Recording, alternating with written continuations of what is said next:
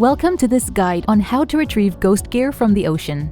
We've broken down the operation into 7 steps. Step 1. Collect data. To plan a safe ghost gear retrieval, the first task is to find out as much information about the target gear as possible. This data can also be shared with relevant authorities. Data to be collected includes a GPS or map location, a compass bearing, any nearby landmarks, the depth of the site, the type of ghost gear, the size of ghost gear, any entangled marine life, any nearby hazards, and photos. Step 2. Build a team. Ghost gear retrieval operations are usually conducted by teams of 3 divers. 1 diver cuts the net, 1 diver assists, and 1 diver oversees safety.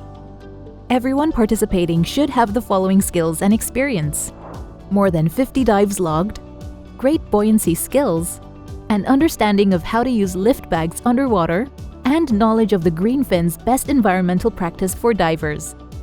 Each diving group should have at least 1 diver with prior experience in ghost gear retrieval.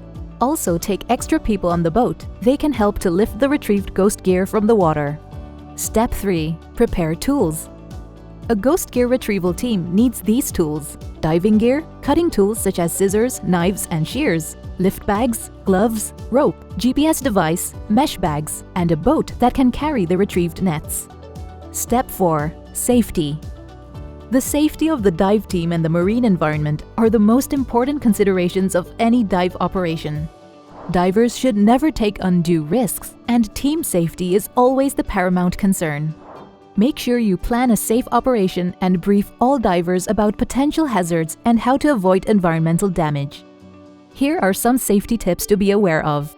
Avoid net entanglement. There's a risk of getting caught in a net that releases unexpectedly and drags you to the surface, so be careful.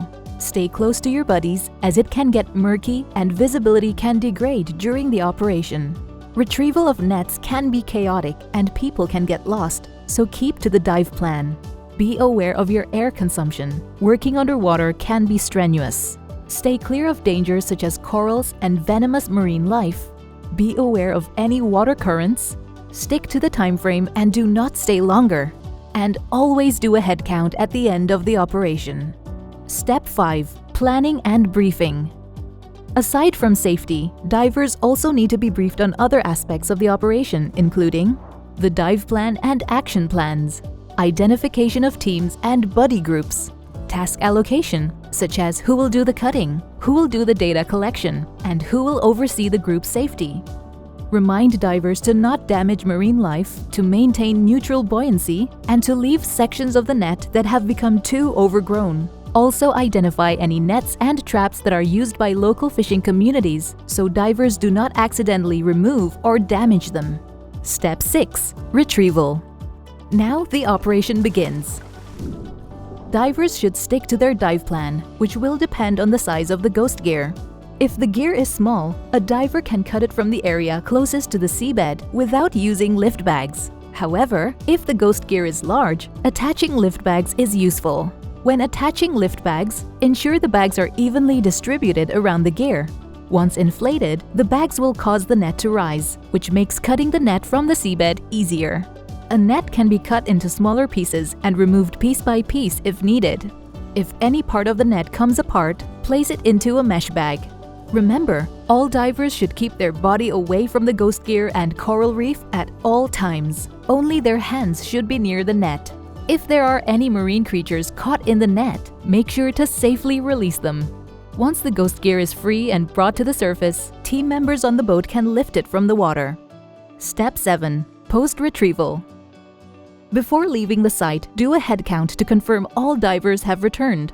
Once on land, send the ghost gear for cleaning, sorting, and recycling if possible. Or check the local disposal options. Do not burn any recovered gear. Report retrieved ghost gear to a relevant authority and share photos. For more information, consult COBSEA's Ghost Gear Toolbox. Let's keep our ocean free from ghost gear.